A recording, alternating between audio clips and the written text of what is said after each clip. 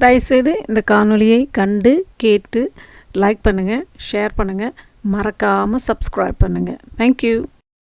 அனைவருக்கும் அன்பு வணக்கம். பாரதிச்சுடரின் இந்த சர்வதேச மகளிர் தின நிகழ்ச்சியில் உங்கள் அனைவருடன் இணைந்திருப்பது லண்டன் தமிழோசை சங்கீதா செல்வன்.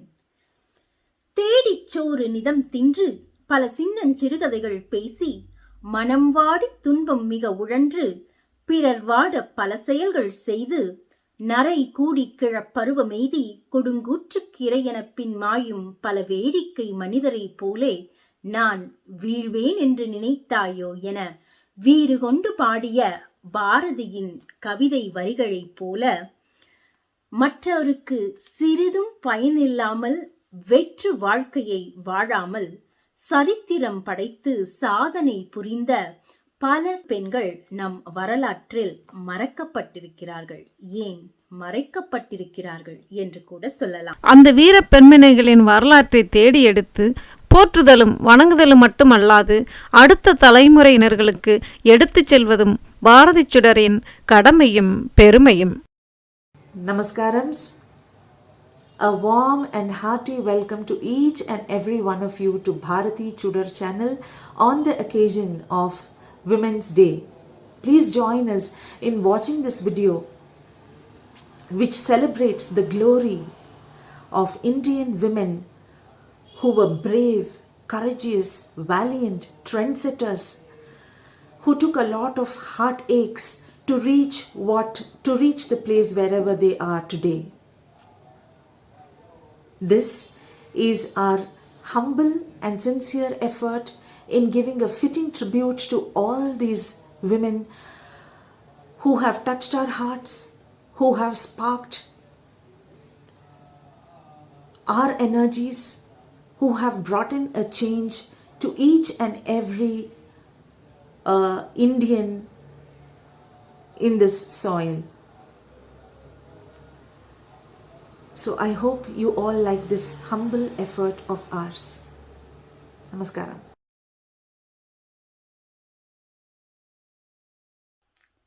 அனைவருக்கும் அன்பு வணக்கம்.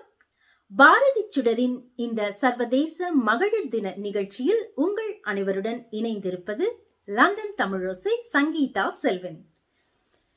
சரித்திரம் படைத்து சாதனை புரிந்த பல தமிழ் பெண்கள் நம் வரலாற்றில் மறக்கப்பட்டிருக்கிறார்கள், ஏன் மறைக்கப்பட்டிருக்கிறார்கள் என்று கூட சொல்லலாம். அப்படிப்பட்ட மறக்கப்பட்ட வீர தமிழச்சிகளில் ஒருவர்தான் குயிலி. 18ஆம் நூற்றாண்டிலேயே ஆங்கிலேய ஆட்சியிலிருந்த இந்தியாவின் விடுதலைக்கு ஆயுதம் ஏந்தி போராடிய முதல் பெண் போராளியான வேலு நாச்சியாரின் போர் தளபதிதான் குயிலி. பெரியமுத்தன் ராக்கு தம்பதியினரின் மகளாக ஒரு விவசாய குடும்பத்தில் பிறந்தார் குயிலி. தாயார் ராக்கு விவசாய தொழிலில் மட்டுமல்ல, வீரத்திலும் கெட்டிக்காரர். யாராலும் அடக்க முடியாத காளை ஒன்று அவரது கிராமத்தில் விவசாய நிலங்களை அழித்துக் கொண்டிருந்தது. அந்த காளையை அடக்க சென்று வீர மரணம் அடைந்தவர்தான் குயிலியின் தாயார் ராக்கு. இப்படி இரத்தத்திலேயே வீரம் கலந்திருந்த குயிலி அவர்களுக்கு தனது தந்தையார் பெரிய முத்தன் அவர்கள் சிறு வயதிலிருந்தே சொல்லி வளர்த்த வீரமங்கை வேலு நாச்சியாரின் வீரத்தை பற்றிய கதைகளின் தீரமும் குயிலியை எதற்கும் யாருக்கும் அஞ்சாத போர்க்குணம் கொண்ட ஒரு பெண் புலியாகவே வளர்த்திருந்தது. வீரமங்கை வேலு நாச்சியாரின் நம்பிக்கைக்குரிய உளவாளியாகவும் மேற்காப்பாளராகவும் படை தளபதியாகவும் திறனுடன் செயல்பட்டவர் குயிலி. தலைமறைவாக இருந்து கொண்டே சிறிது சிறிதாக ஆங்கிலேய படைகளை வென்று கொண்டிருந்தது வீரமங்கை வேலு நாச்சியாரின் படைகள். ஆனால் சிவகங்கை சீமைக்கு நுழைவது மட்டும் கடினமாக இருந்தது. எனவே வெற்றி தளபதி குயிலியும் அரசியார் வீரமங்கை வேலு நாச்சியாரும் ஆங்கிலேயரின் படைகளை எப்படி வெல்வது என திட்டமிட்டனர். அடுத்த நாள் ராஜராஜேஸ்வரி கோயிலில் நடக்கும் விஜயதசமி விழாவின் கொலு நிகழ்ச்சிக்கு பெண்களுக்கு மட்டுமே அனுமதி. எனவே நாம் அனைவரும் மாறு வேடத்தில் கோயிலுக்கு சென்று அங்கிருந்து போரை துவங்கலாம் என்று வீரமங்கை வேலுநாச்சியாரும் குயிலியும் இணைந்து முடிவெடுத்தனர். இப்படி அரசியின் தலைமையில் அனைத்து பெண் போராளிகளும் கோயிலுக்குள் மாறு வேடத்தில் நுழைந்தனர். அங்கு ஆயுதங்களோடு காத்து கொண்டிருந்தது வெள்ளையர்களின் படை. ஆயுத பூஜை என்பதால் அத்துணை ஆயுதங்களையும் அங்குள்ள கோட்டையின் நிலா முற்றத்தில் ஆங்கிலேய படைகள் சேமித்து வைத்திருந்தனர். இதனை கோயிலுக்குள் நுழையும் போதே நோட்டம் விட்டு கொண்டார் குயிலி அவர்கள். சரியான தருணம் பார்த்து அரசியார் கோயிலுக்குள் காத்திருந்தார். மருதுபாண்டியின் தலைமையில் படை வீரர்கள் ஊருக்கு வெளியே காத்திருந்தனர். கோலு நிகழ்ச்சி முடிந்து பெண்கள் கூட்டம் கலைந்து செல்லும் நேரமாக பார்த்து கையை உயர்த்தி வெற்றிவேல் வீரவேல் என்று வீர முழக்கம் இட்டார் வீரமங்கை வேலுநாச்சியார். மாலைகளுக்குள் ஒளித்து வைக்கப்பட்டிருந்த வாள்கள் வெள்ளையர்களின் கழுத்தை நோக்கி சீறி பாய்ந்தது. ஆபத்தை உணர்ந்த ஆங்கிலேய தளபதி வெள்ளையர்கள் படையினருடன் தங்களுடைய ஆயுத கிடங்கை நோக்கி ஓடுமாறு உத்தரவிட்டான். ஆனால் அந்த வெள்ளை படை வீரர்களுக்கு முன்பாக அங்கு ஆயுத கிடங்கை நோக்கி ஓடிக்கொண்டிருந்தார் குயிலி. அவரது மேனியில் இருந்து கோயிலில் விளக்குக்காக வைக்கப்பட்டிருந்த எண்ணெய் வழிந்து கொண்டிருந்தது. ஆங்கிலேய படையினருக்கு முன்பே அந்த ஆயுத கிடங்கினை அடைந்த குயிலி தனது மேனியில் தீப்பந்தத்தால் தீயிட்டு கொண்டு ஆயுத கிடங்கினுள் குதித்தார். வெள்ளையர்கள் வெடிப்பொருட்களோடு அடுக்கி வைக்கப்பட்டிருந்த ஆயுதங்கள் அனைத்தும் வெடித்து சிதறின. இப்படி தன்னையே மாய்த்து கொண்டு வெள்ளையர்களின் ஆயுத கிடங்கை தீக்கிரையாக்கினார் குயிலி. மீதமிருந்த வெள்ளையர்களை வேலுநாச்சியாரின் படைகள் துவம்சம் செய்தன. குயிலியின் உயிர் தியாகத்தால் சிவகங்கை சீமை ஆங்கிலேயர்களிடமிருந்து மீட்கப்பட்டது. இப்படி காலப்போக்கில் மறக்கப்பட்ட வீரத் தமிழச்சிகளில் ஒருவர்தான் குயிலி. அப்படிப்பட்ட குயிலிக்கு தீப்பாய்ந்த அம்மன் என்று ஒரு கோவில் எழுப்பப்பட்டதாக கூட சான்றுகள் தெரிவிக்கின்றன. பாரதிச்சுடரின் இன்றைய சர்வதேச மகளிர் தின நிகழ்ச்சியில் குயிலியை பற்றி உங்களுடன் பகிர்ந்து கொள்ள கிடைத்த இந்த இனிய வாய்ப்பிற்கு நன்றி. வணக்கம்.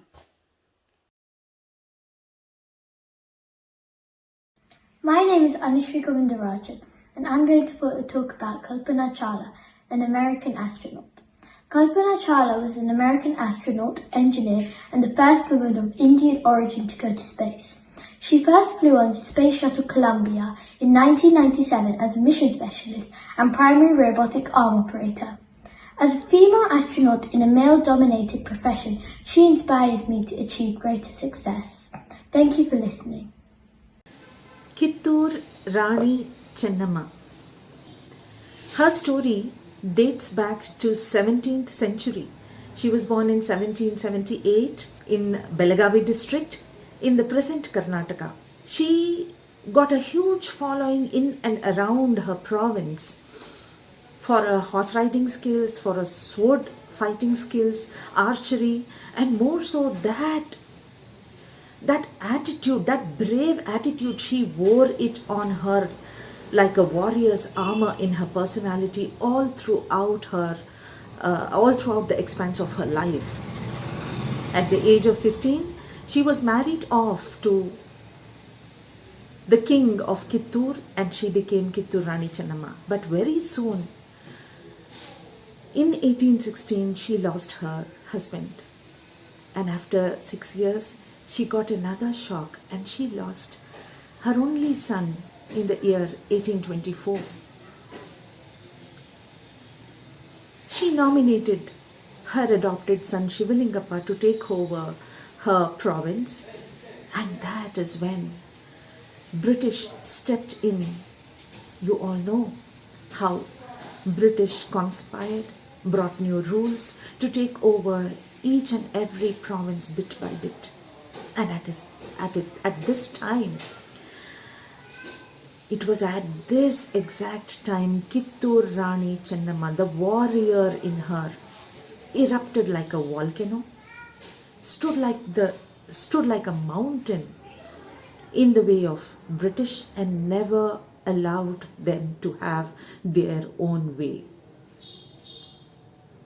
She fought until her last breath. This was the rule called Doctrine of Lapse, which says no adopted son can rule the country or can take over the reins of the kingdom. This Kittur Rani Chennamma, after losing her life, etched her name permanently in the history of Indian freedom struggle and remained in all our hearts. So to say, even after 3 to 4 centuries, we are able to remember her, and her story is given for us in our textbooks, and that is how I came to know about her, and I'm such a big fan of her. Even today, in the month of October, there is one Utsav called Kittur Utsavam, and we still celebrate the glory of Kittur Rani Chennamma, the first Indian queen who stood in the way of British, who fought and sacrificed her life. So, this is Kittur Rani Chennamma. Namaskaram. I am Kavita Sriram from Bangalore, a philanthropist. I am not sparing any stone unturned to pass on the baton of our rich cultural heritage of our country, the customs and traditions, to our younger generation. It is very important for us to get across to our younger generation and give them the invaluable gems of our culture. Thank you. Namaskarams. Athukuri Molla. Namaskaram. This is Lakshmi Rajagopala from Manchester, UK. Today I'm going to talk about Athukuri Molla.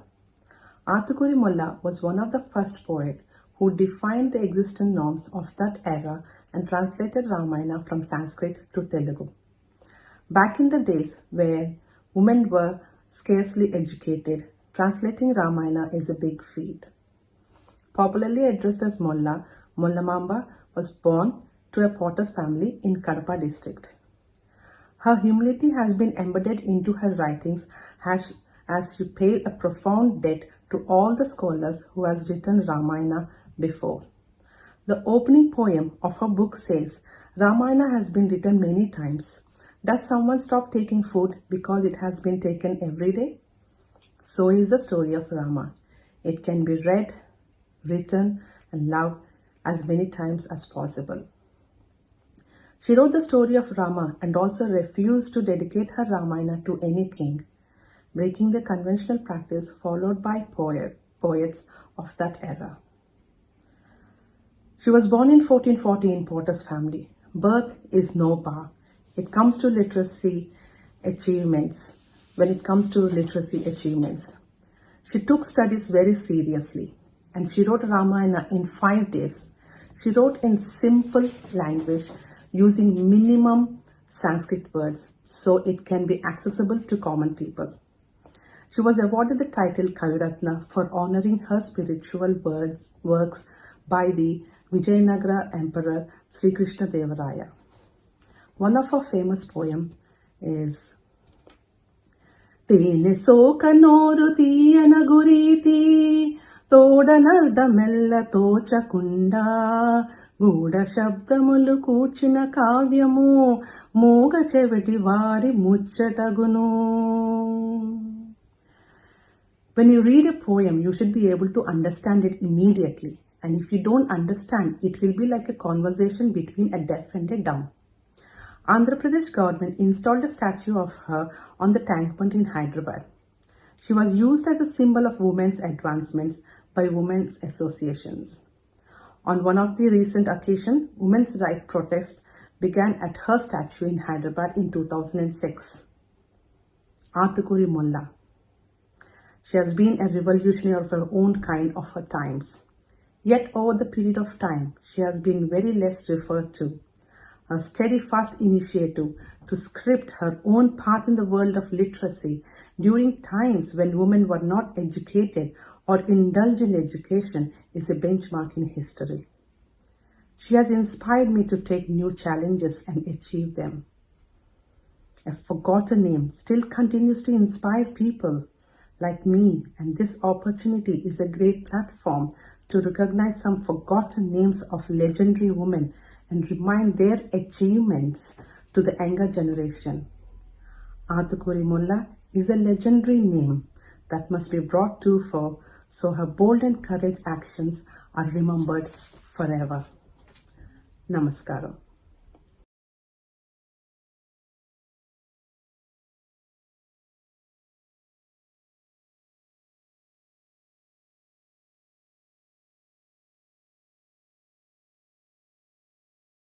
Hello, வணக்கம். நான் வளர்மதி பாரத், இது பாரதிச்சுடர். தடைகள் பல உடைத்தெறிந்து வரலாறு படைத்த தமிழ் வாரிசு. இனம், மொழி, மதம் அனைத்தையும் கடந்து வர பாலம் அமைத்த மிகப்பெரிய ஒரு ஆளுமை. இவர் விதைத்த இந்த நம்பிக்கை விதை நாளைக்கு வேரூன்றி படர்ந்து மிகப்பெரிய ஒரு ஆலமரமாக அடுத்த தலைமுறையினர்களுக்கு ஒரு உத்வேகத்தை உண்டாக்கும், அந்த இரத்த நாளங்களில் ஒரு அதிர்வை உண்டாக்கும் என்பது நிச்சயம். மிகப்பெரிய ஒரு வரலாற்று சாதனை, மிகப்பெரிய ஒரு ஆளுமை, மிகப்பெரிய ஒரு தன்னம்பிக்கை தாரகை, மிகப்பெரிய ஒரு மோட்டிவேஷனல் பூஸ்டர். அமெரிக்க அரசியலில் ஒரு புது அத்தியாயத்தை தொடங்கிய கமலா ஹாரிஸ். எஸ்,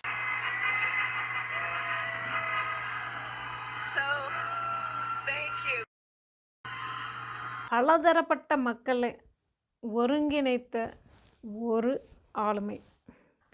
உலகத்தை அண்ணாந்து பார்க்க வைக்கும் ஒரு மிகப்பெரிய வல்லரசு.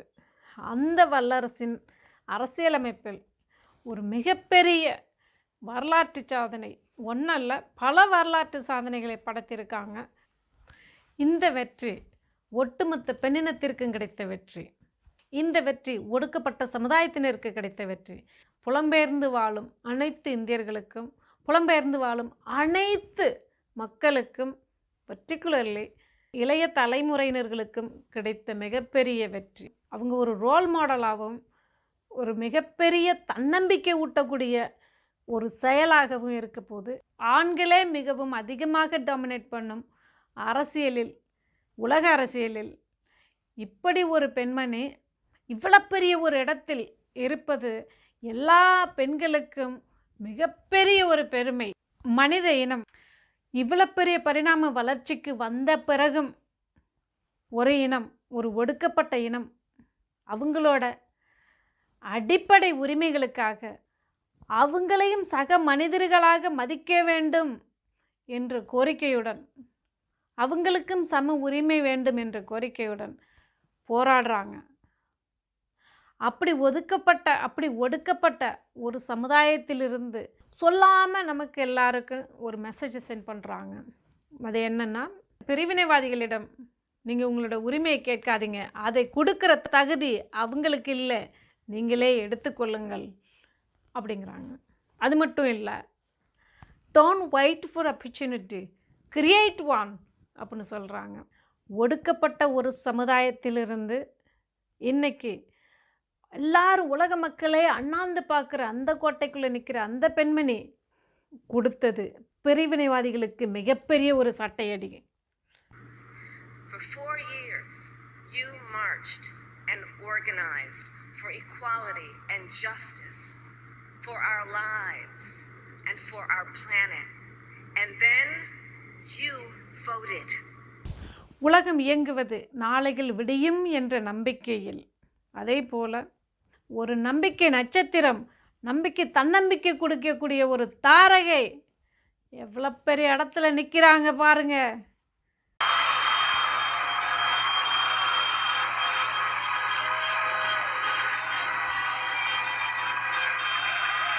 But while I may be the first woman in this office, I will not be the last. இந்த அம்மாவின் இந்த வெற்றி நமக்கு கற்றுக் கொடுக்கும் பாடம், மாற்றத்திற்காக காத்திருக்காதே, மாற்றத்திற்காக காத்திருக்காதே, நீயே மாற்றமாக மாறிவிடு. ஐயா அப்துல் கலாம் சொன்ன மாதிரி கனவு காணுங்கள், வெற்றி வரும் என்று கனவு காணுங்கள், கனவுகள் வெல்லட்டும் என்று கனவு காணுங்கள். Don't wait for the change, be the change. கற்றவனுக்கு சென்ற இடமெல்லாம் சிறப்பு. அறிவை வளர்த்துக்கொள், அது உன்னை வளர்த்துவிடும். உலகமே அண்ணாந்து பார்க்கக்கூடிய ஒரு கோட்டையில் காலடி வச்சுருக்காங்கன்னு சொன்னால் அந்த சந்தோஷத்தை அந்த ஒடுக்கப்பட்ட இன மக்களோட நானும் சேர்ந்து கொண்டாடுறேங்க. Well, I hope you enjoyed the video. Please don't forget to subscribe to Bharathichudar. It's your channel. Thank you.